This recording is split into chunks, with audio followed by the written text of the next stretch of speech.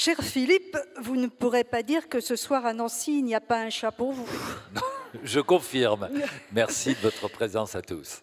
Les deux amphis du tout nouveau et magnifique centre de congrès sont combles, vous le voyez. Dans l'autre, je ne vois pas. Dans l'autre, vous ne voyez pas, mais vous avez là devant vous le formidable public de Nancy. Et je voudrais ce soir, pour cette date qui est un peu un anniversaire pour le public et pour moi, dire avant de commencer cette rencontre, si vous permettez, quelques mots à ce public dont beaucoup, je le sais, étaient déjà là il y a 20 ans, en décembre 1994, lorsque, avec Elie Wiesel comme prix Nobel de la paix, comme première invitée, j'ai lancé ces rencontres qui depuis relayent tout au long de l'année le salon de septembre. Alors, c'est vrai que nous avons eu ensemble près de 100 rendez-vous et je voudrais que vous sachiez que lorsqu'un écrivain me dit oui pour venir à Nancy, il dit oui d'abord parce qu'il sait que vous êtes là, si nombreux, si grands lecteurs. D'ailleurs, c'est le cas de Philippe, hein, qui m'a demandé immédiatement combien de personnes il y aurait. Mais vous inventez complètement. Non, non. J'ai demandé si eux seraient là. Voilà. Vous m'avez dit oui, alors bien sûr, je suis venu. Alors, merci infiniment de votre présence, de votre soutien qui participe à la défense du livre, à la défense des librairies, et qui donne à Nancy la plus belle des images, celle d'une ville où l'on aime le livre.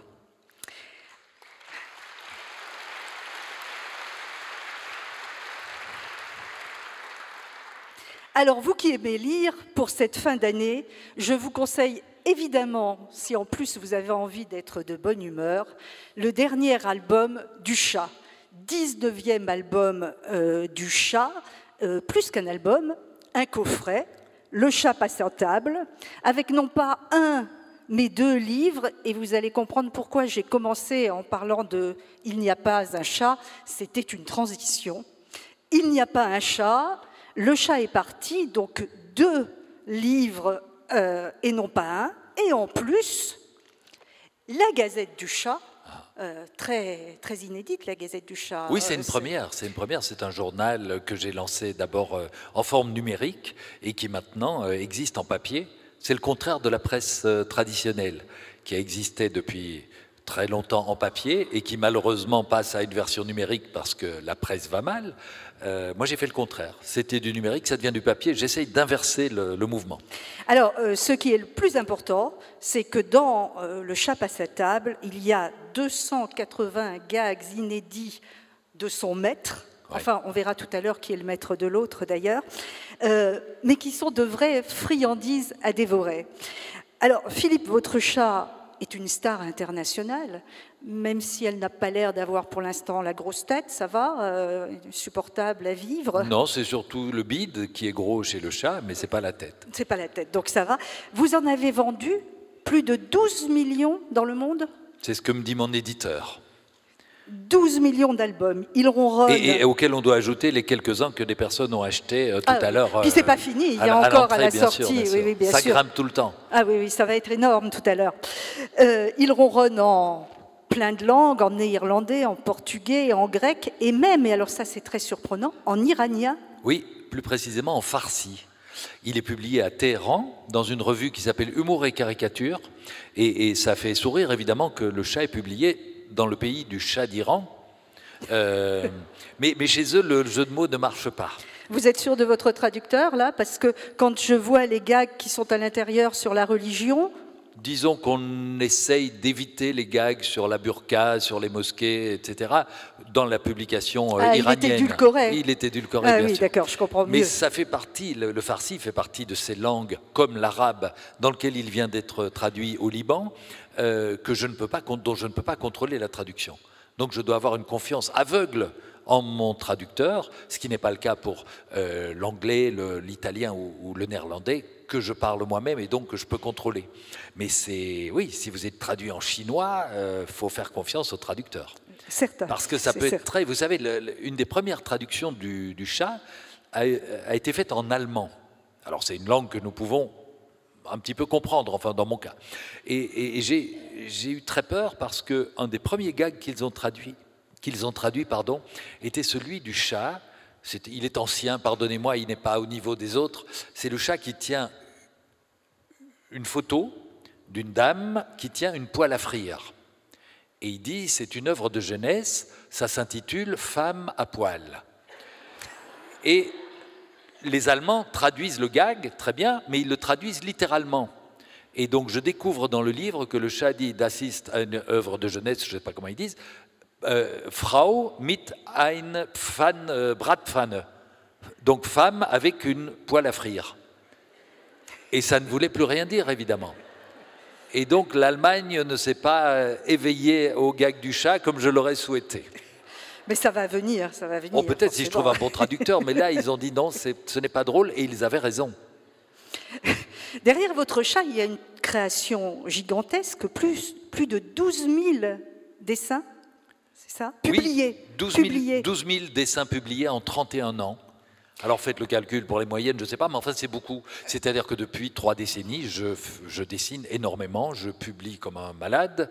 Et vous ne faites pas que ça, en plus. Et je ne fais pas ça, mais je vous rassure, sur les 12 000 gags créés, tous ne sont pas aussi drôles les uns que les autres. C'est-à-dire qu'il y en a des très bons, mais il y en a des lamentables dont aussi. Vous n'êtes pas fier. Ouais, non, je vais essayer de les détruire avant ma disparition pour qu'on garde un bon souvenir de moi. Alors, Philippe, lorsque donc, vous publiez ce 19e album, le chat passe à table, disons-le tout de suite, ce n'est pas un livre de cuisine, mais il passe aux aveux. Oui. Vous comprendrez que moi, à mon tout petit niveau, j'ai eu envie de vous faire passer, vous, son maître, aux aveux. Donc, à table, Philippe, pour une petite heure. Et d'abord, est-ce qu'il est vrai que le chat est le fruit d'un amour et d'un mariage heureux, le vôtre ? Oui, on peut le dire comme ça. C'est-à-dire que le chat est né il y a 31 ans, je vous le disais, dans le journal, le soir à Bruxelles. C'est la date officielle, mais il y a une date officieuse. Il est apparu dans ma vie d'une autre façon. Donc la naissance officielle dans le journal, c'est 1983. En 1980, je me suis marié avec la femme de ma vie. Et pour remercier les amis qui nous avaient fait des cadeaux, c'est le plombier? Non, ça c'est encore autre chose. Ah bon? Non, ma femme n'est pas plombier. Non, mais votre liste de mariage était chez un plombier, c'est ça? Ah oui, vous avez raison. Ah, ouais. Ah oui, vous avez remarquablement préparé cet entretien, François. J'ai passé des jours et des nuits, Philippe.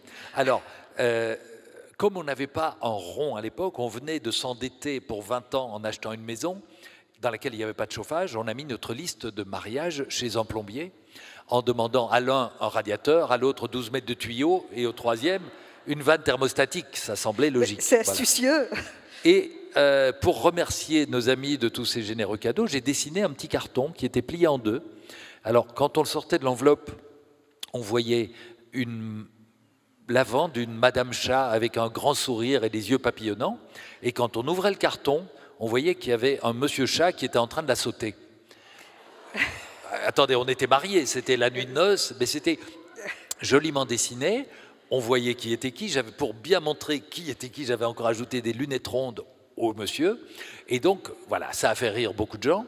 Ça a fait grincer quelques dents, mais qui étaient fausses, donc ce n'était pas grave. Et ensuite, voilà, la vie a continué, belle, magnifique. Et nous avons eu un bébé 3 ans plus tard, Antoine, pour qui j'ai dessiné un petit carton de naissance avec le couple de chats et un petit bébé chat dans des langes. Et c'est à cette époque-là que Luc Honoré, le journaliste du soir, m'a demandé de proposer un personnage pour le journal. Et donc, ce chat est revenu dans ma tête, dans ma main et sur ma feuille de papier. Et je leur ai présenté quelques croquis d'un chat qui disait des bêtises. Et ils l'ont engagé pour... Mais pourquoi un chat? Vous aviez des chats enfants, vous aimiez dessiner des chats. Pourquoi un chat plutôt qu'un chien, qu'un lapin vous ne croyez pas si bien dire. J'avais fait des croquis préparatoires. Je nous avais dessiné, ma femme et moi, en lapin, faisant la même truc. Mais ça semblait un petit peu trop, trop évident. Et puis en chien, et c'était pas poétique, c'était pas joli comme l'ont été les deux chats. Et par ailleurs, et je le racontais tout à l'heure aux jeunes de l'école de la deuxième chance, que j'ai eu la chance, moi, de rencontrer avant notre rencontre, je leur ai dit que dans ma vie d'enfant, il y a eu un chat qui a eu une grande importance pour moi. C'était le chat des voisins, Il s'appelait Passepartout, comme le personnage de Jules Verne, et il était si gros qu'il ne passait nulle part. Et enfant, à 3 ans, ça m'a fait rire. Et je crois que c'est grâce à lui que j'ai appris le second degré. Il était ridicule. Il voulait suivre une souris dans un trou grand comme ça, il passait la tête et puis le reste ne passait plus. Et donc j'ai le souvenir du postérieur de ce chat gigantesque qui devait faire marche arrière là où il n'arrivait pas à passer. Et je pense que c'est les premières choses qui m'ont fait rire. Et j'ai ensuite voilà, rendu hommage à cette pauvre bête dans beaucoup de livres. Et enfant, vous dessiniez. Est-ce que vous étiez un enfant espiègle? J'imagine que oui, on ne Oui. vous voit pas tristouner au fond d'une salle Non, de classe. j'ai toujours voulu faire rire les autres. À l'école, ça m'a joué beaucoup de tours. J'avais une institutrice qui souffrait de narcolepsie. Et donc, qui s'endormait au milieu des heures de classe. Et moi, dès qu'elle ronflait, je me levais, je faisais le conte devant les autres, qui riaient en silence pour ne pas la réveiller. Jusqu'au jour où, faisant le conte devant tout le monde, elle s'est réveillée derrière moi et je me suis fait coffrer. Bon, mais donc j'ai toujours essayé de faire rire. Voilà, un jour très jeune, ma tante norvégienne bavardait en norvégien avec une amie et j'ai dit, est-ce qu'au moins on est certain qu'elles se comprennent l'une l'autre dans cette langue bizarre? Et les autres, les parents ont dit, ah, quel joli mot d'enfant. Non, mais moi je voulais faire un gag. Je savais qu'elles se comprenaient, mais je trouvais voilà. Donc j'ai toujours, depuis l'enfance, tâcher de capter les choses incongrues, les défauts, les petites failles. Et vous les dessiniez? Oui, j'ai commencé très jeune à dessiner. Ouais, ouais. C'était venu. Enfant, je faisais déjà des petits livres avec une collection. J'avais créé un personnage qui s'appelait Auguste. Alors, il y avait Auguste fait du catch, puis Auguste à la campagne, et puis Auguste à la mer. Et j'avais fait 3 petits livres, collection, machin, truc. Donc, j'avais déjà ça en moi, très petit. Bon, à l'époque, je ne les vendais pas.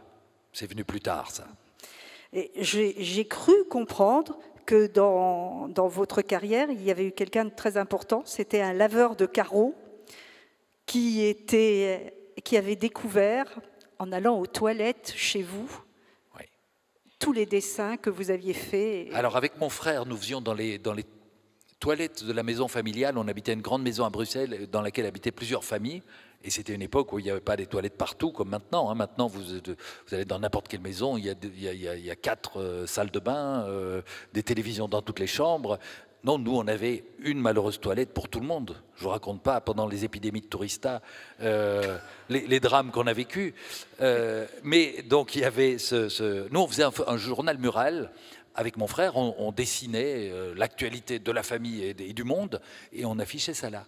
Et un jour, le laveur de vitres passe aux toilettes et il n'en ressort plus, il lit tout, et il sort et il dit à ma mère, c'est fabuleux, j'ai un ami qui est rédacteur en chef d'un journal d'humour, il faut que je lui montre ça.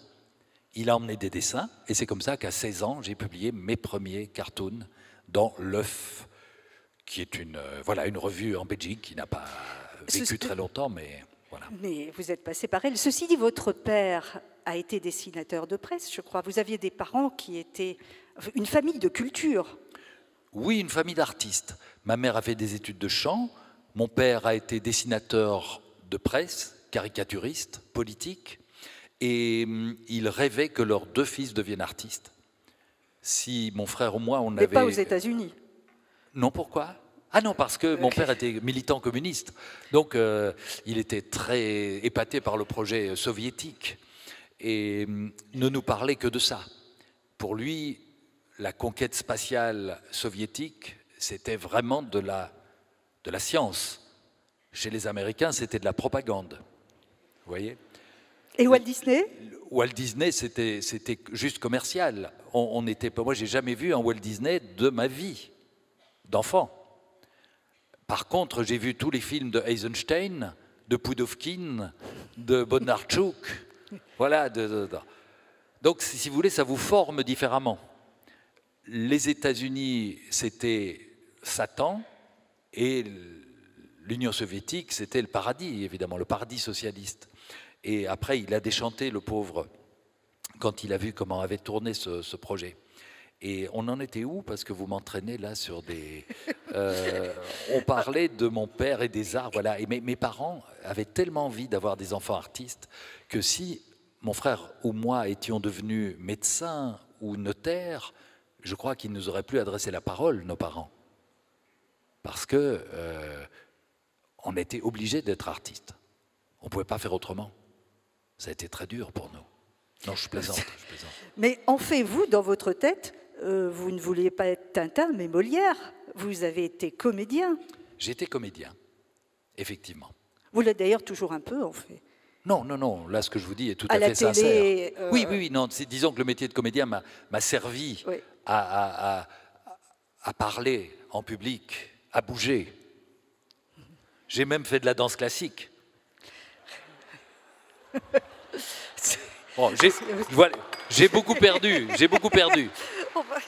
Mais oui, j'ai joué pendant 10 ans au théâtre sur des très grandes scènes, des très grands rôles, des très belles pièces. Et puis je me suis rendu compte que j'étais pas fait pour ça vraiment. J'étais pas le meilleur comédien du monde. D'ailleurs, quand j'ai quitté le métier m'a pas retenu. Et pourtant, j'ai fait des belles choses qui ont été importantes pour moi. C'était un rêve de môme. En fait, quand j'allais au théâtre, quand j'étais enfant, je voyais des jeunes premiers qui prenaient dans leurs bras de magnifiques jeunes comédiennes avec des décolletés plongeants. Et je me suis dit, un jour, je serai à leur place, à ces salauds. Et j'ai rêvé de ça. Et puis, Enfin, c'est quand même là que vous avez rencontré votre femme. Oui, mais pas au théâtre. Pas au théâtre. Elle était script au cinéma. Donc, heureusement que j'ai fait ce métier parce que j'ai rencontré ma femme, mais sinon, voilà.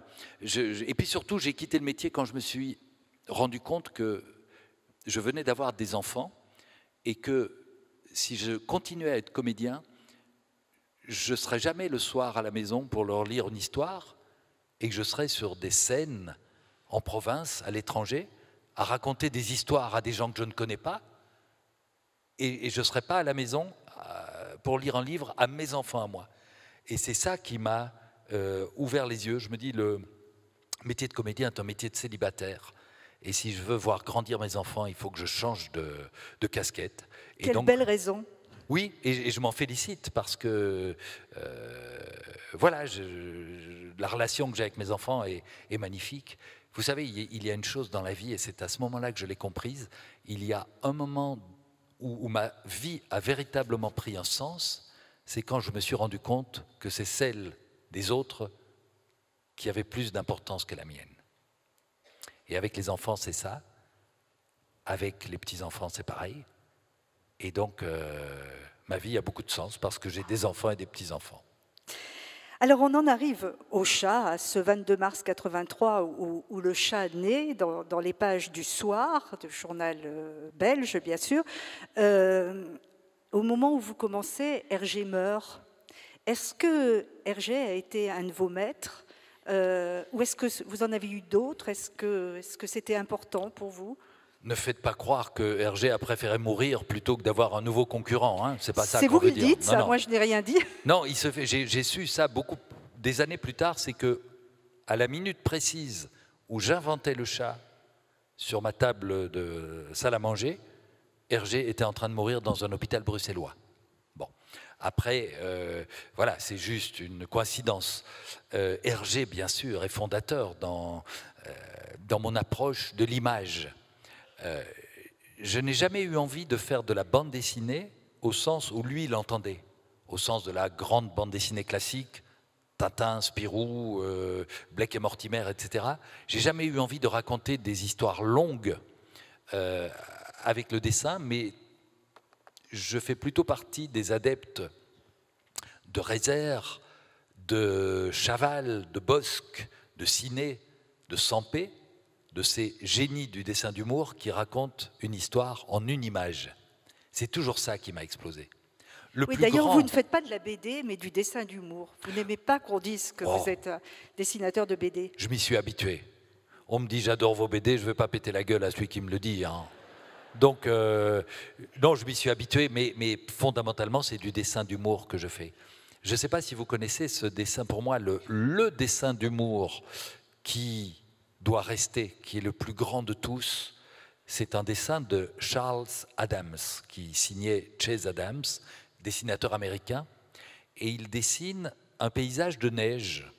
C'est une piste de ski, enfin la neige est vierge, et il y a un type qui remonte la piste là et qui regarde un truc qui l'intrigue, parce qu'il y a un type qui descendait, et on voit les traces de ces deux skis qui passent de part et d'autre d'un sapin, et il continue beaucoup plus bas dans la vallée. Et le type regarde ça et il dit, mais comment il a fait? Et la force de ce dessin, c'est que on se trouve après l'obstacle. C'est-à-dire qu'il y a une résolution, évidemment, il n'a pas dessiné le mec qui aurait dû s'emplâtrer sur l'arbre. Et c'est tellement surréaliste, c'est tellement beau. Et la gueule du mec qui regarde ça et qui dit, mais comment il a fait? C'est fabuleux. Il n'y a pas un mot qui est prononcé, c'est juste une image et c'est juste parfait. Et c'est des choses comme ça qui m'ont donné envie de devenir dessinateur et d'essayer de faire rire mes contemporains. Alors, votre chat, il est quasi immobile, il ne change pas. Pourquoi il n'a pas de moustache, au fait? Alors, je l'ai expliqué à un monsieur qui doit être dans la salle, à qui j'ai dédicacé un coffret tout à l'heure, et je l'explique dans un dessin. Le chat dit, on me demande souvent pourquoi je ne porte pas la moustache, mais il dit, j'ai essayé, mais lorsqu'elle pousse comme ceci, et en fait, elle pousse comme la moustache d'Hitler. Et il dit, je préfère la raser. Voilà. Et pourquoi il n'a pas de nom? Bonne question, mais je ne sais pas. Je ne sais pas, parce que j'ai hésité. Vous savez, il y a des enfants comme ça hein, aussi, on cherche, est-ce qu'on va l'appeler Benoît, Frédéric, Robert, etc. Et puis on attend tellement longtemps que finalement il est grand et on ne lui a pas donné de prénom. Alors on l'appelle l'enfant. J'en connais, hein. Pas annoncé. Ou bien machin. Moi je connais des gens qui ont appelé leur fils machin. Dis machin, tu veux pas apporter le truc à ta mère là-bas? Qu'on sait pas, on peut faire une très belle vie sans prénom. Eh ben, le chat, c'est pareil. Le chat, ça marche bien, oui, il n'y a pas de problème. Et vous ne signez jamais vos dessins? Rarement. Tout le monde sait que c'est vous. C'est-à-dire que si c'est le chat, on sait que c'est moi. Oui. Et donc, c'est pas. Et je trouve que souvent, dans mon cas, la signature déséquilibre le dessin. C'est juste un souci graphique. C'est pas de la fausse modestie. Mais j'ai pris l'habitude de ne pas signer. L'échec non plus, je me dis. Alors, dans Il n'y a pas un chat, vous donnez la définition du gag, ou plutôt, c'est un gag, le chat est au bar.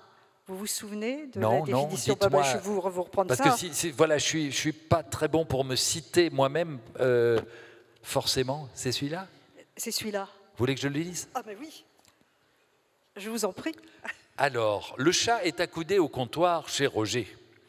Et il dit, voici le dosage pour un bon gag, 1/4 de conneries et 3/4 d'humour. Et Roger lui dit, pour celui-ci, n'auriez-vous pas inversé les proportions? Voilà. Donc, le chat aime rire de lui-même aussi.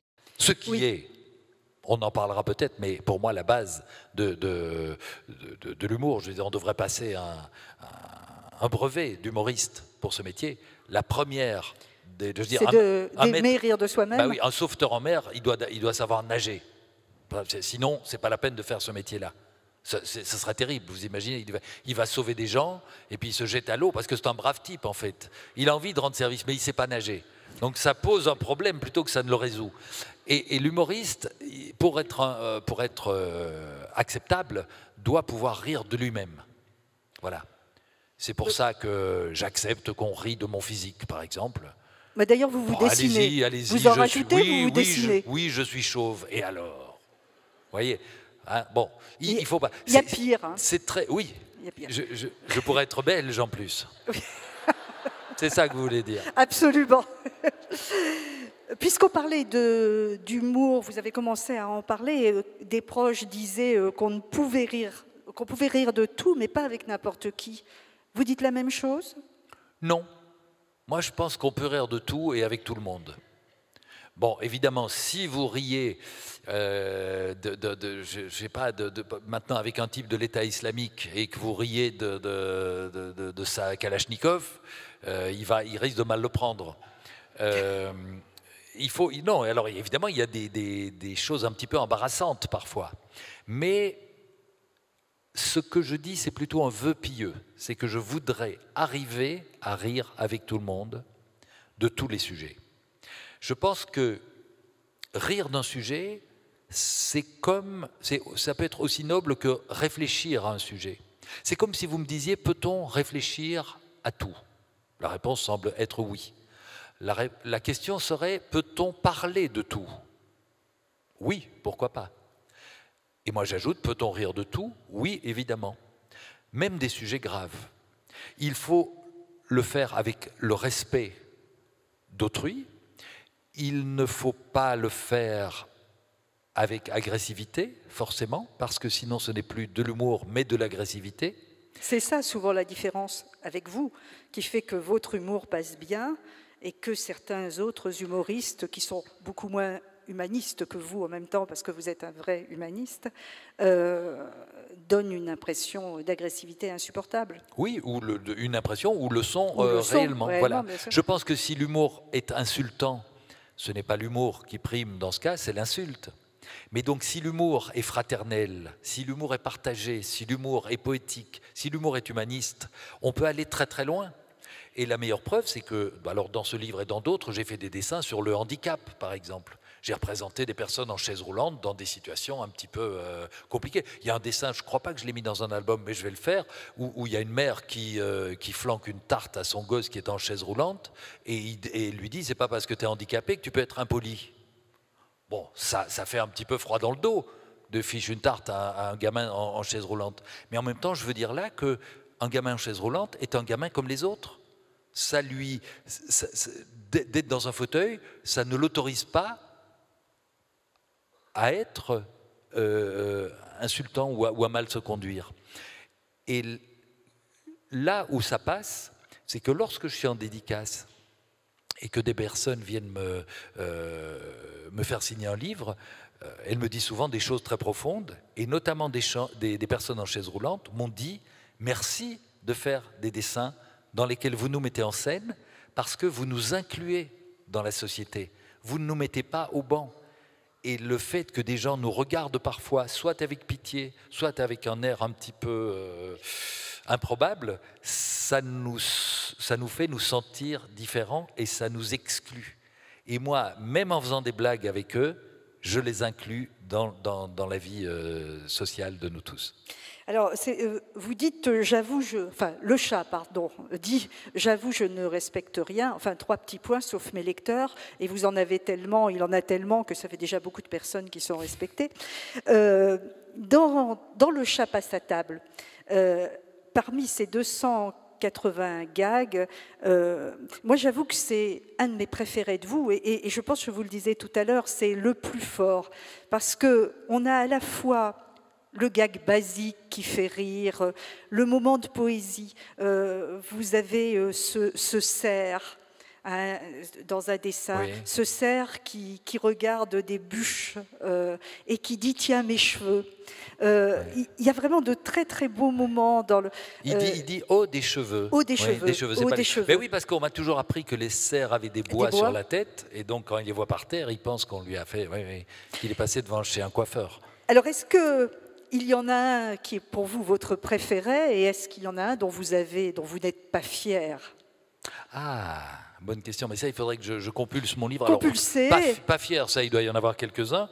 Il y en a un que j'aime beaucoup, c'est le chat qui dit l'optimiste voit le verre à moitié plein, le pessimiste voit le verre à moitié vide, et aucun de ces deux cons ne se demande pourquoi on ne leur sert que des demi-verres. Alors celui-là j'aime bien. Je cherche un où je ne suis pas fier. Non, celui-là je suis fier, celui-là aussi, celui-là aussi, celui-là, oh oui, celui-là j'adore, celui-là est formidable, celui-ci est bien mais il est difficilement racontable. Il y avait un dessin du chat que j'aimais beaucoup mais qui était dans un précédent, c'est le chat qui arrive devant un panneau indicateur devant le métro et il est marqué « vous êtes ici » et il dit « les nouvelles vont vite ». Je trouve que c'est... Évidemment, je me suis posé un jour moi-même la question. Alors, je vois que vous êtes ici et je dis à ma femme et mes enfants, mais comment ils le savent?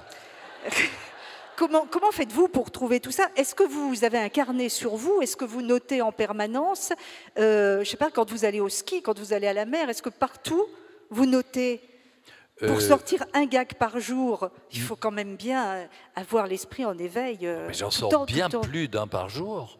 Vous êtes génial, donc. Non, je suis travailleur. Non, alors j'ai trouvé celui dont je suis pas fier, je vais vous le dire tout de suite. Mais non, je sais pas. Alors celui du Vous êtes ici, les nouvelles vont vite, c'est vraiment, là, c'était devant un plan de ville où voilà, je voulais faire rire ma femme et mes enfants. Mais sinon, non, je passe pas ma vie à noter des idées. J'attends que ça vienne. Enfin, je me dis, tiens, il faut une idée, tac, je trouve. Voilà, ça vient comme ça.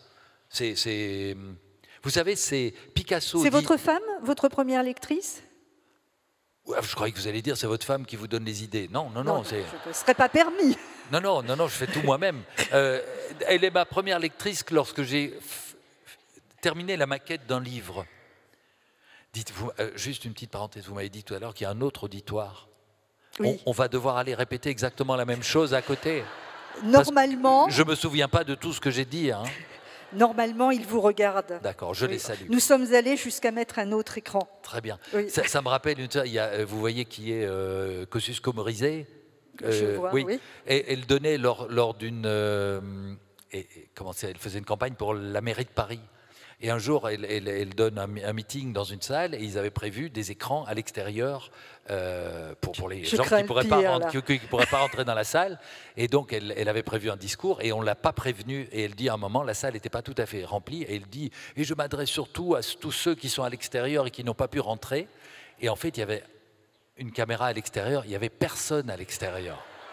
Et ça, c'est très gênant, évidemment. Vous ne le saurez jamais, on ne le saura. parce que vous ne direz jamais dans l'autre amphi. Ne me dites rien, mais je ne me présente à rien, moi. Alors voilà le dessin duquel je ne suis pas fier. C'est le chat qui, en 3 cases, dit « Pour fêter l'anniversaire d'un enfant, on achète souvent un gâteau. Pour fêter celui des bébés congelés, on met des glaces dans le congélateur. » Mais ça, par exemple, j'avais passé une... C'est un peu glaçant comme humour. Oui, j'avais passé une soirée avec Madame Courgeot. Vous vous souvenez? Et on mangeait des glaces ensemble. Et je me suis dit, elle a un drôle de goût, celle-là. Alors elle m'a expliqué tout. En fait, c'est comme ça. Vous voyez, on peut. Voilà. Alors là, justement, donc prenez il n'y a note. pas de domaine. Non, prenez note. Moi, je propose un truc, c'est eux qui rient. Oui. Et ça, c'est dégoûtant de votre part. Donc c'est de leur faute. De rire de sujets aussi horribles. Je ne serais pas fier de vous. Je vais retenir ça. Tiens, Nancy. Donc il n'y a aucun domaine sur lequel vous posez des limites? Non, aucun. Aucun. C'est remarqué. Est-ce que vous avez la sensation en 30 ans que la période a changé, qu'il y a un peu de retour le retour de la censure, que l'expression est moins libre que quand le chat est né dans ses premières années? Je trouve que ce qui a surtout changé, c'est que les gens sont beaucoup plus vieux qu'il y a 30 ans. Et moi en particulier. Sinon, l'époque a changé, pas que en bien.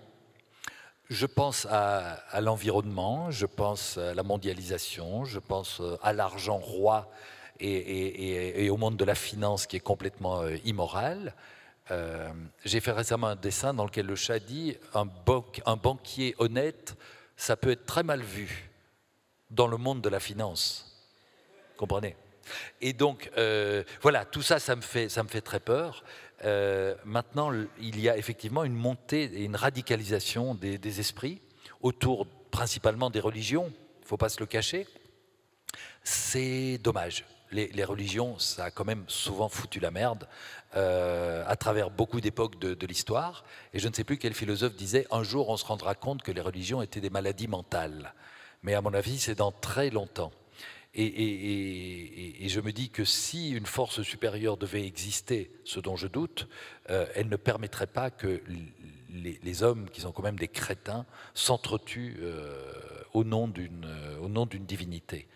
Je trouve ça lamentable, je trouve ça triste, je trouve ça primaire, et je pense que si l'humanité avait dû un tant soit peu évoluer, elle aurait dû réfléchir ensemble au bien-être des hommes, des femmes et des enfants, et pas à se tirer par la barbe pour voir qui a le Dieu le plus malin ou le plus puissant ou le meilleur que les autres. Je trouve ça d'un infantilisme absolument indigne. Voilà.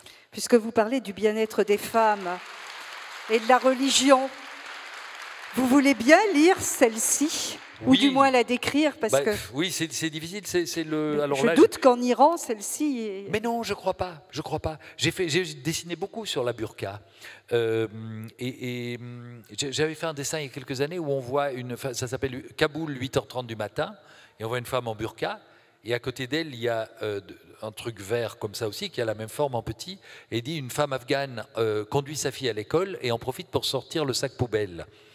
Et le problème, c'est qu'on ne sait pas qui est la petite fille et qui est celle qui est le sac poubelle. Voyez. Et ici, c'est dans un commissariat, il y a des suspectes, 1, 2, 3, 4, elles sont toutes les 4 en niqab, et le policier dit, vous êtes sûr? Il dit, formel, c'est la 3. Donc on ne sait pas qui est qui. Mais c'est un vrai problème. Alors là, mais je ne pense pas que ça ne ferait pas rire des... Alors toutes les religions, hein, Oui, passent, voilà. parce que d'ailleurs vous avez publié la Bible selon le chat L'année dernière. Absolument. et toutes les religions y passent. Oui, absolument, parce que je ne veux pas avoir l'air de taper sur l'un plutôt que sur l'autre. Pour moi, toutes les religions doivent être mises à peu près dans le même sac, à des degrés différents certes, et à des périodes différentes de leur histoire. Parce que comme si obligatoirement les religions devaient passer par une période barbare, et finalement quand on voit comme le catholicisme au moment de l'Inquisition a été une plaie pour l'Europe et pour l'Amérique du Sud et pour les colonies, on se dit que l'islam qui date de plus tard vit cette crise à peu près au même moment de son évolution. Ce qui est dommage, c'est que l'une ne serve pas d'exemple à l'autre. Mais voilà, donc on se dit, dans 300 ans, il n'apparaîtra plus. Ne soyons pas inquiets. Très clairement, le rire doit servir à réfléchir. J'espère qu'il sert à ça aussi. Oui, sinon ce serait juste un plaisir ponctuel.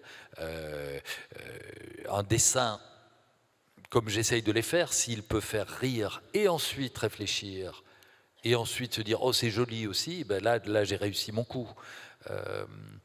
Je ne dis pas que tous mes dessins font réfléchir. Hein. Par exemple, l'histoire de mon GPS pour orientation sexuelle, bon, c'est juste fait pour faire rire. Oh, mais regardez votre chat qui dit « Au musée de l'homme, il y a des toilettes pour dames ». C'est tout de même un signe. Oui, c'est un progrès. C'est une réflexion, ça. Bien sûr. Parce que souvenons-nous qu'à l'Académie française, jusqu'à l'arrivée de Marguerite Yourcenar, il n'y avait que des toilettes pour hommes. Absolument. Et après qu'elle soit arrivée, il y avait 2 portes. Sur une, il était écrit homme et sur l'autre, Yourcenar. Mais c'est vrai. Mais c'est vrai. Et Jean d'Ormesson l'a raconté. Bien sûr. Absolument. Non, c'est un dessin de Charlie Hebdo. Eh bien, c'est pas vrai. C'est pas vrai. Alors, non. il raconte. Il lit Charlie Hebdo, donc. Vous aimez les journalistes? Vous avez encore des amis après après ce dessin? table? Oui, parce que ce qui est formidable avec les journalistes ou avec d'autres catégories, quand je tacle une profession ou un groupe humain, c'est que on le prend toujours pour le voisin. C'est par exemple si je fais un dessin sur les cons, ça fait rire plein de gens parce qu'ils disent ah oui j'en connais un. Mais parfois, ils ne savent pas que... Mais bon, alors c'est que le dessin... je préfère que vous le lisiez vous-même. Bon, alors le chat dit « Trop de journalistes sont emprisonnés pour leurs idées. » Amnesty International. Et tellement de journalistes mériteraient de l'être pour en avoir si peu. Le chat. Oui, je trouve qu'on laisse courir des journalistes, même dans notre pays, qui ne méritent pas de faire ce métier. Moi, je serais dictateur, ça roulerait autrement, je vous le dis. Ah ouais. Vous revendiquez évidemment très haut votre belgitude. Oui. La Belgique est vraiment une terre de création pour l'humour, évidemment. Est-ce qu'il y a un humour belge, d'ailleurs, un peu surréaliste? C'est difficile. Et pourquoi tant de dessinateurs de BD en Belgique? Pourquoi tant de dessinateurs de BD, de chanteurs, d'acteurs, oui. de créateurs de mode? C'est un pays tout petit et qui exporte des talents par dizaines vers la France. Mais on va beaucoup chez lui ces dernières années aussi. En France, on part beaucoup en Belgique. Là. Les Français vont beaucoup en Belgique ces dernières années. Pour d'autres raisons. Absolument. Ce sont, oui, nos réfugiés fiscaux. Oui. Mais un jour, j'ai dit, vous savez, il faut arrêter parce qu'on ne peut pas accueillir toute la richesse du monde dans notre pays. Alors, est-ce qu'il existe un humour belge? Oui, oui. Vous le revendiquez, cet humour belge? Pas consciemment. Je n'ai pas la conscience de faire de l'humour belge. Je fais l'humour, je pratique l'humour qui me fait rire. Il se fait que dans mon pays, qui a été traversé par diverses cultures, nous avons été occupés par les Espagnols, par les Romains avant ça, par les Français, par les Hollandais, par les Autrichiens, par les Anglais, par les Allemands. Bon, ils n'ont pas laissé beaucoup de traces dans l'humour, eux, mais ils ont été là aussi. Et donc, nous avons, en Belgique, le sentiment d'être un petit peu, on dit à Bruxelles, les inekeux.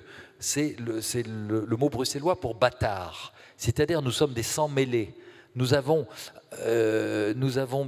bu aux mamelles de beaucoup de cultures différentes. Et au lieu d'avoir une culture très propre à nous, qui soit rayonnante, comme la France, qui a tout de même le siècle des Lumières et je veux dire, la France a, par sa pensée, éclairé un petit peu le monde pendant des siècles. Maintenant, on a l'impression qu'il y a quelques ampoules qui ont grillé, mais votre président a un très beau chapeau en fourrure. Je ne commenterai pas. Et je vous en félicite. Et sa pensée. C'est dommage qu'il soit en fourrure. Oui, alors ce qui est particulier dans cette photo que vous avez tous vue, c'est qu'elle a été prise à l'intérieur, dans un bureau. Parce qu'il serait habillé comme ça à l'extérieur par moins 10 degrés, tu te dirais, ok, il fait froid là-bas, c'est normal qu'il se couvre. Mais dans un bureau qui est chauffé à 24 degrés, voilà, c'est bizarre. Alors on revenait à l'humour belge. Donc la Belgique est une terre de passage, un croisement culturel européen, et il en est ressorti quelque chose de culturel, qui est souvent le pont entre des cultures voisines. L'humour belge est teinté d'humour anglais, qui est plus décalé, plus nonsense, plus second degré que l'humour français, qui est plus tourné vers comment dire, justement, l'humour français, c'est plutôt se moquer des autres. Et les Anglais... C'est pas un humour gentil, quoi. Je crois pas. Et l'humour anglais, c'est plutôt essayer de se moquer de soi. Et donc, voilà, on a essayé de... Enfin, on n'a pas essayé, c'est comme ça, on a pris à l'un et à l'autre. Mais c'est très difficile d'en parler pour moi parce que je n'ai pas toujours conscience de la façon dont je pratique l'humour ou la bande dessinée. Mais ce pays dans lequel on parle deux langues, qui est un pays en souffrance pour l'instant parce que les nationalistes flamands veulent faire exploser la Belgique, nous avons le sentiment de ne parler aucune des deux langues vraiment bien. À Bruxelles et en Wallonie, on parle un français dont vous avez beaucoup ri pendant des années. Les Flamands parlent un flamand qui n'est pas le néerlandais comme le parlent les Hollandais.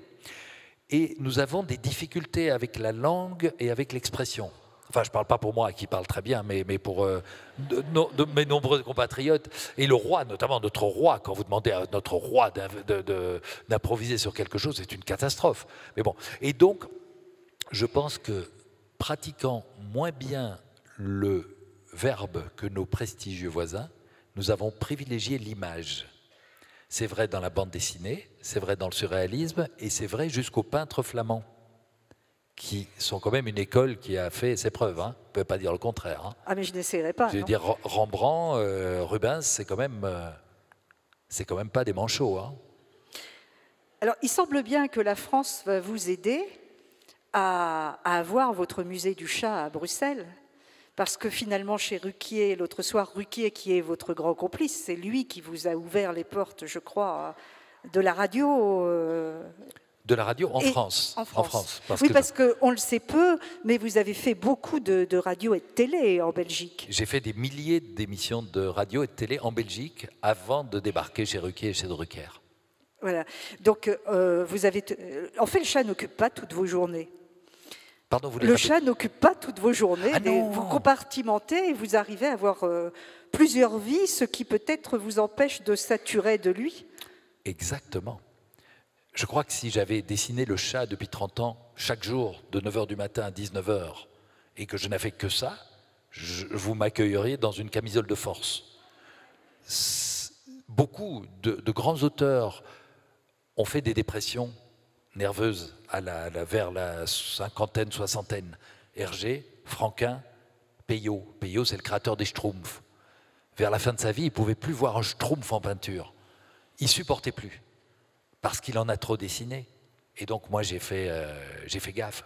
J'écoute les expériences des grands anciens pour essayer d'un petit peu construire ma vie.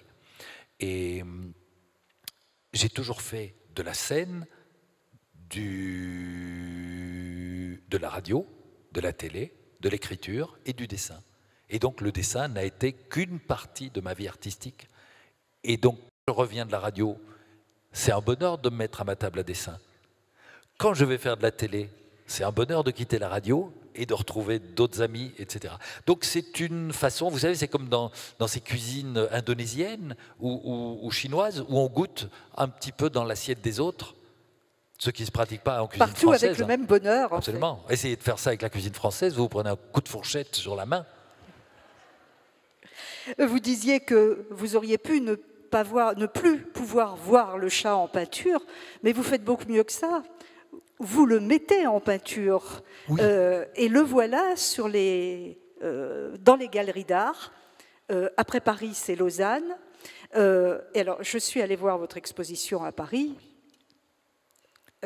Ça vous a super. Plu ouais. Ah oui, oui. Mais vous atteignez déjà des prix ahurissants. Oui, mais vous ne savez pas ce que me prend la galerie. C'est vrai. Mais il doit rester quelque chose quand même. Non, mais au prix qu'ils affichent, moi, je ne pourrais même pas acheter mes tableaux. Qu'est-ce qui vous a donné l'idée? Vous avez toujours aimé l'art? Oui. Et la peinture en particulier. C'est ça qui vous a donné l'idée de mettre le chat au milieu des grands peintres? Tout petit déjà. Mon père nous a toujours mis à mon frère et à moi des pinceaux dans les mains et nous a appris à lire une image. Il nous a appris à regarder un tableau du Gréco, de Rembrandt, de Bruegel. Il était passionné de peinture. Et ça se transmet, évidemment. Donc, très vite, j'ai essayé de faire des choses. Il m'a appris à faire de la copie aussi, de recopier une partie d'un tableau ancien. Alors, je ne vous dirai pas les faux que j'ai commis, parce que la police pourrait s'intéresser à mon cas. Mais non, je suis capable voilà, de reproduire des images à l'ancienne. Mais pour ce qui concerne le chat, depuis 1991, j'ai commencé à faire des toiles. Parce qu'un dessinateur de BD travaille en petit, sur une feuille, à sa table. Il est un petit peu recroquevillé comme ça. Et j'avais envie vous savez, comme j'ai fait de la danse classique, je ne sais pas si je vous ai dit... je voulais amplifier le geste. Et je me suis mis à faire des grandes toiles de 3 mètres sur 2, par exemple, de 4 mètres sur 2, que je peignais à 4 pattes dans mon atelier. Et puis après ça, je me suis offert des lieux plus propices, avec des grands plafonds, pour pouvoir faire des œuvres de plus grande taille. Et c'est un autre plaisir encore. Et donc, je l'ajoute au précédent. Je quitte la table à dessin pour aller vers le chevalet. Je quitte la peinture pour aller vers la sculpture, mais toujours avec le chat. Et je revisite des peintres, anciens ou contemporains. Par exemple, il n'était pas à l'exposition que vous avez vue. C'est un grand tableau. J'ai dessiné le chat dans un fauteuil, il est dans son salon. Et derrière lui, j'ai dessiné un Matisse. Et le chat dit, qui aurait pu penser qu'on aurait pu s'offrir un Matisse au prix d'un Gueuluc? Et c'est vrai. Mais le chat va bientôt être plus cher que Matisse. Il n'y a pas de chance. Mais la couleur, de toute façon, a toujours été importante pour le chat. Couleur des cravates, des habits. Vous y accordez beaucoup d'importance. Il a une vraie garde-robe. Il n'y a pas que pour le chat. Pour moi, la couleur a beaucoup d'importance aussi. C'est vrai, on le sent. Enfin, ici, c'est votre côté soulage. Voilà. Ou Hardisson, à qui je rachète mes vieux vestons. Mais... C'est vieux veston, mais en fait non, ça je dois vous expliquer la raison de ce que je porte aujourd'hui. Je suis en deuil de la reine Fabiola, qui nous a quittés il y a quelques jours. Mais je m'y attendais depuis 10 ans, donc je porte du noir depuis très longtemps. C'était effectivement une raison. Je me dis, au cas où elle casse sa pipe, je suis déjà en deuil. Peut-on rire de tout? Non, alors, oui, le chat est très coloré, il porte des vêtements chatoyants. Et toc. Oh, ça c'est rose. Je n'ai plus pouvoir rien dire après ça. Je voudrais juste, en finissant, parler d'un côté que l'on connaît, il me semble, peu de vous. D'abord, vous êtes un peu un Zorro, le chat et vous êtes un peu deux Zorros. Et c'est pour ça d'ailleurs que vous dessinez en disant, dans ce cas-là, moi j'aurais un portable masqué. Oui, si Zorro avait eu un portable, il aurait un numéro masqué, ça c'est sûr. Forcément, un numéro masqué. Mais on a un petit côté Robin des Bois aussi. On se Et dit, écolo. Et écolos, évidemment. Mais Robin des Bois, parce qu'on a l'impression d'un peu prendre la connerie des riches pour redistribuer la connerie aux pauvres. Ah oui, c'est joli ça. Ouais. Tout le monde, on doit tous être égaux pour la connerie. Il n'y a pas de raison qu'il y en profite plus que d'autres. Alors, moi, si je vous parlais d'écolo, oui. C'est parce que je pense au chat qui mange du poisson. Et je crois que c'est un de vos combats, finalement, l'écologie, la nourriture. Et votre chat, avec une très jolie cravate bleue turquoise et une veste violette, dit non seulement manger du poisson rempli de métaux lourds est mauvais pour la santé, mais en plus, on paye le métal au prix du poisson. Mais oui. Vérifiez chez votre poissonnier, parce que ça pèse beaucoup plus lourd, évidemment. C'est des trucs. Mais en même temps, alors j'ai essayé beaucoup de choses pour enlever les métaux lourds des poissons. C'est avec un aimant, passer autour du poisson pour essayer de retirer le métal. Non, mais c'est une horreur. Qu'est-ce qui vous prend le plus de temps? Dessiner le chat ou réfléchir aux petites bulles, aux haïkus quasiment que vous faites autour? Le dessin ou la réflexion? Non, comme les idées, j'ai la chance que les idées viennent assez vite. C'est le dessin forcément qui est un peu plus long. Mais comme j'ai la chance de dessiner vite aussi, je termine mes journées assez tôt. Quelqu'un me parlait tout à l'heure d'un dessin, c'est drôle parce que dans la rue comme ça, des gens me disent « Ah, merci pour tel ou tel dessin ». Et tout à l'heure, il y a quelqu'un qui m'a dit, c'était au restaurant à Paris ce midi, quelqu'un qui me dit « Ah, j'adore votre chat, il y a un dessin que je n'oublierai jamais ». Et elle me le cite. Elle me dit, le chat dit, les papillons qui ne vivent qu'un jour prennent leur retraite vers 17h30. Voilà, donc c'est drôle. Et alors ce qui m'aurait inquiété, c'est que tout le monde me dise toujours, ah, notre dessin préféré, c'est celui-là. Parce qu'à la fin, je veux dire, au bout de trucs, tu te dis, merde, il n'y en a qu'un qui a plu. Mais heureusement, c'est toujours indifférent. Et donc c'est bien, j'adore ça évidemment quand les gens me parlent. Moi je vais vous dire, mon dessin préféré oui. dans cet album, c'est ce chien qui est abandonné au bout d'une laisse, laissé par un couple qui part avec la voiture. Ouais. Je l'ai trouvé bouleversant, ce dessin. C'est le dernier du livre. Et en fait, je dis dans ce dessin, donc voit ce pauvre chien attaché à un arbre et les maîtres partent en vacances. Et il dit, quand vous abandonnez votre chien, faites-le au moins au bout d'une laisse à rallonge. Ça lui laissera quelques secondes d'espoir de plus. Parce qu'il marche derrière la voiture et puis... il s'arrête. Oui, mais enfin, je pense au bonheur des chiens aussi. Hein. Et l'autre, où le chien qui reste dans la voiture dit, en parlant à l'autre chien, tu vois, ils ne sont pas meilleurs que nous. Ça, c'est différent, ça. C'est pas la même chose. C'est pas la même chose. C'est-à-dire que c'est un chien qui est laissé à l'abandon, ce qui est très moche, évidemment, de la part des maîtres. Mais ce qui est pire, c'est que l'autre chien qui reste dans la voiture, il fait ça à son copain qui reste attaché à l'arbre. Et ça, c'est moche. Et ça prouve que les chiens ne sont pas meilleurs que les hommes. Voilà. Et les chats, par contre... Ah, les chats, ça c'est autre chose. Vous ne verrez jamais un comportement veule chez un chat. Le chat n'est pas soumis. Le chat est libre. Mais en général, c'est le chat qui nous choisit. Pas nous qui choisissons. Exactement. Et là, c'est le chat qui vous a choisi. Le chien, il est un peu servile. Vous lui lancez un bâton, il va le chercher, il vous le rapporte. Lancez un bâton à un chat. Il vous regardera comme le con que vous êtes en disant « mais va le chercher toi-même ». Oui, j'en fais l'expérience tous les jours. Eh bien oui, évidemment. Philippe Geluck, je vais vous laisser bientôt dédicacer. Ce soir, votre tendinite va à peu près. Oui, le médecin de Philippe lui a interdit plus d'une heure de dédicace. En gros, vous n'avez pas de plâtre, donc le public nancéen a beaucoup de chance ce soir, si ce n'est que comme vous devez prendre le dernier TGV, à 8 heures pile, il faudra arrêter. Donc, je vais vous laisser... Attendez, mais vous dites, vous mettez dans... Je suis extrêmement gêné parce que, donc, effectivement, j'aime que vous soyez gêné. J'ai souffert d'une tendinite l'année dernière. Ça a commencé le 1er novembre. J'ai trop signé mon livre, donc la Bible selon le chat. Et je l'ai signé lors de 28 séances de dédicaces, certaines devant 200, d'autres devant 800 personnes. Et donc, c'est des heures de dessin et je me suis fait une vraie tendinite. Je ne pouvais plus dessiner avec la main droite et les 2 dernières, je les ai faites de la main gauche. J'ai failli me faire lyncher parce que de la main gauche, je rate mes dessins, évidemment. Mais le chat est gaucher. Oui, mais pas moi. Et c'est moi qui dessine. Et donc, et pourquoi vous avez dessiné un chat gaucher et pas droitier?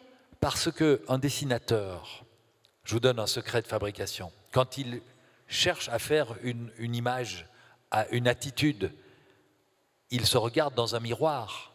Ah, vous avez dessiné le chat en vous regardant? Et j'ai dessiné le chat en me regardant. Et donc, dans le miroir, il écrivait de la main gauche. Et ce n'est que plus tard que je m'en suis rendu compte. J'aurais pu le... Oui, j'y ai pas pensé. Oui, c'est ça. Et c'est pour ça que... Excusez-moi. Bon. Et donc, pour dire aussi que vous alliez révéler un secret que je voulais dire à personne, que je vous ai dit, mais en demandant de ne pas en parler, c'est que lors de l'inauguration de mon... Je ne l'ai pas révélé. Hein. Non, mais vous avez quand même... Vous me lancez sur la voie. Et donc... Mais vous êtes libre de ne pas aller plus loin? Oui, mais je vais faire une confession, c'est trop tard. Lors de mon exposition à l'École des Beaux-Arts en 2003, à laquelle il y avait beaucoup de monde à l'inauguration, on a eu peur que je passe mon temps à dédicacer des catalogues aux 2000 personnes qui étaient là. Et donc, on a imaginé me fabriquer un faux plâtre que j'ai porté toute la soirée à la main droite. Et les gens qui me disaient, vous pourriez nous signer? Ah, je dis non. Malheureusement, je me suis blessé. Je me suis blessé. Et mon voisin qui était là ce soir-là m'a vu le lendemain sortir de chez moi avec la main comme ça. Il a dit, ça va beaucoup mieux. J'ai dit, oui, je vous remercie. Et donc, ne croyez pas toujours les gens qui ont un truc dans le plâtre. C'est parfois des dissimulateurs. Donc, tout va bien ce soir. Vous allez pouvoir dédicacer. Vous avez quand même décidé de prendre le TGV, histoire de ne pas rester 3 heures ce soir à dédicacer. C'est pas ça, c'est que je dois enregistrer les grosses têtes demain matin et que je dois être à Paris. Donc, je serais bien resté volontiers, mais voilà. Mes obligations professionnelles m'appellent à la capitale. Avant de vous libérer, Philippe, et de vous demander de faire un petit dessin du chat pour les rencontres du livre sur la place, je vais vous soumettre, comme tous les invités, il n'y a pas de raison que vous y échappez. Alors, c'est le chat ou vous qui répondez, comme vous préférez, au questionnaire de pivot. D'accord. Philippe Geluck, quel est votre mot préféré? Mot. Le mot. MOT. Le mot MOT, le moté, parce que si vous le renversez, ça fait Tom, ça fait un prénom, parce que il est joli, parce qu'il les comprend tous. Tous les mots sont dans le mot. Dans le dictionnaire aussi. Ouais. Et le mot que vous détestez?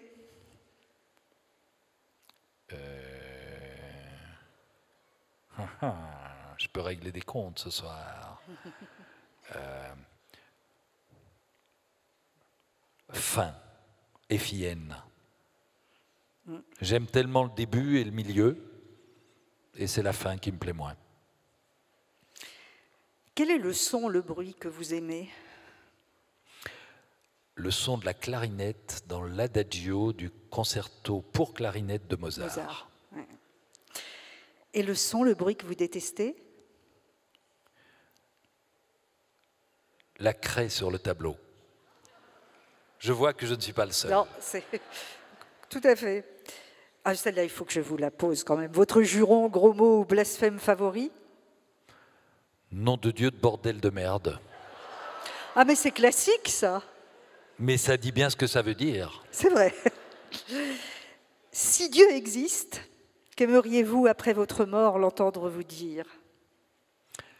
Heureux de te revoir On les a quand même bien bluffés avec la Bible selon le chat qu'on a écrit tous les deux en 2013. Alors Philippe, Parce qu'il a été mon co-scénariste, hein, ça vous le savez. C'était donc ça. C'est Oui, pour ça que vous aviez tant d'informations. Ah oui, non, en fait c'était une demande de sa part. On est sur la couverture, hein, c'est Philippe Geluck et Dieu au scénario. Et donc, il était venu me voir parce que, enfin ça je ne l'ai pas beaucoup dit dans la presse pour qu'on n'aille pas l'ennuyer, mais il vit dans une maison de retraite à côté de Bruxelles. Et il est venu me voir pour demander de remettre un petit coup de jeune sur ce livre qu'il trouvait un peu dépassé. Très long, trop de personnages, des situations un petit peu invraisemblables. Et il m'a dit, on va refaire un truc plus moderne, plus accessible pour les jeunes. Et c'est là qu'on a introduit des nouveaux personnages, comme la femme de Dieu, comme le mouton. Enfin, ceux qui l'ont lu le savent. On apprend des choses qu'on ignorait dans la première version. Et ça s'est très bien vendu aussi. Ça s'est très bien vendu. Ça lui permet de vivre maintenant des jours heureux dans son truc. Mais il décline un peu pour l'instant. Alors Philippe, je vous laisse aller juste à côté. D'accord. Me faire un petit chat. D'accord, je vais essayer Pendant ce temps-là, je vais donner quelques informations. Et puis, comme il faudra qu'il y ait le mot fin, vous aurez un petit clip du chat avant de sortir. Et surtout, Philippe va dédicacer donc ce coffret. Il dédicacera la page intérieure, plutôt l'intérieur de la couverture. Donc, il faudra l'ouvrir. Et sincèrement, je vous le conseille, c'est vraiment un beau cadeau à faire ou à se faire. Alors, deux petites informations. Le 11 décembre, David Fuenquinos, qui était là bien sûr en septembre, revient. Il revient parce qu'il y a l'avant-première de son film Les Souvenirs qui est projeté à Nancy et il sera en dédicace au Hall du Livre à 18h, le 11 décembre, de 18h à 20h. Notre prochaine rencontre sera le 2 février. Nous retournerons à l'Opéra et pour un moment, je pense qu'il sera vraiment rare, entre le Grand Prix de l'Académie française Adrien Bosc, qui a écrit Constellation à partir du crash de l'avion dans lequel étaient Ginette Neveu et Marcel Cerdan, et Renaud Capuçon sera là pour participer à l'entretien et pour interpréter deux morceaux du concert des adieux de Ginette Neveu. C'est un grand honneur de l'accueillir à Nancy. C'est aujourd'hui l'un des plus grands violonistes et donc je suis très émue qu'il ait accepté cette invitation. Donc voilà, ces deux rencontres, ces deux informations. Je vous souhaite évidemment de très belles fêtes de fin d'année, une très belle année. Et nous allons attendre Philippe. Je découvre moi aussi, avec bonheur, ce chat. En fait, nous savons qu'il va maintenant très vite pour le dessiner.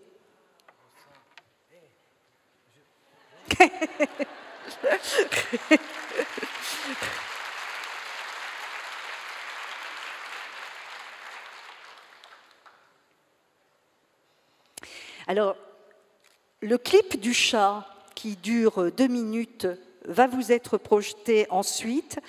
Dans l'autre amphi, il n'y en aura pas, simplement pour permettre aux personnes qui n'ont pas eu la chance d'avoir Philippe devant eux de sortir en premier et de pouvoir accéder à la salle de dédicace en premier. On essaye de faire plaisir à tout le monde.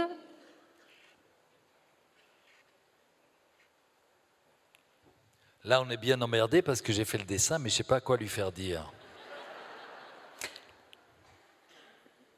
Donc, la bulle est plus longue à faire que le dessin. Ça dépend parce que là, j'ai fait le dessin, c'est pour meubler. Et j'essaye de trouver notre... Alors, on va rester dans le sujet.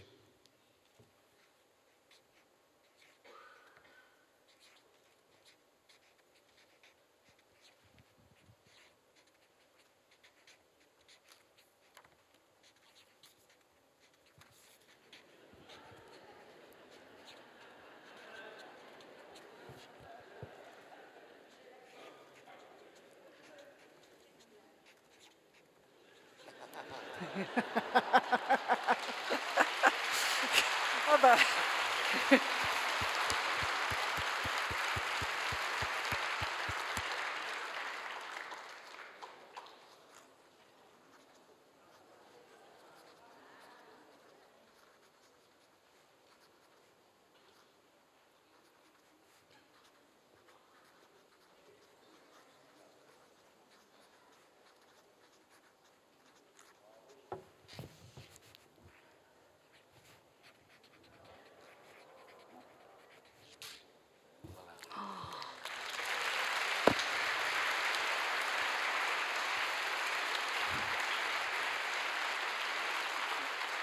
Le super cadeau. Voilà. Vous voyez, Heureusement, madame, Philippe... c'est fait devant le client, à la main, en communauté européenne. Heureusement, Philippe, vous n'aviez pas rien à dire ce soir. Non. Un grand merci. Et merci à vous. Merci, Philippe, merci de votre présence. Merci. Très bonne année. À tout de suite.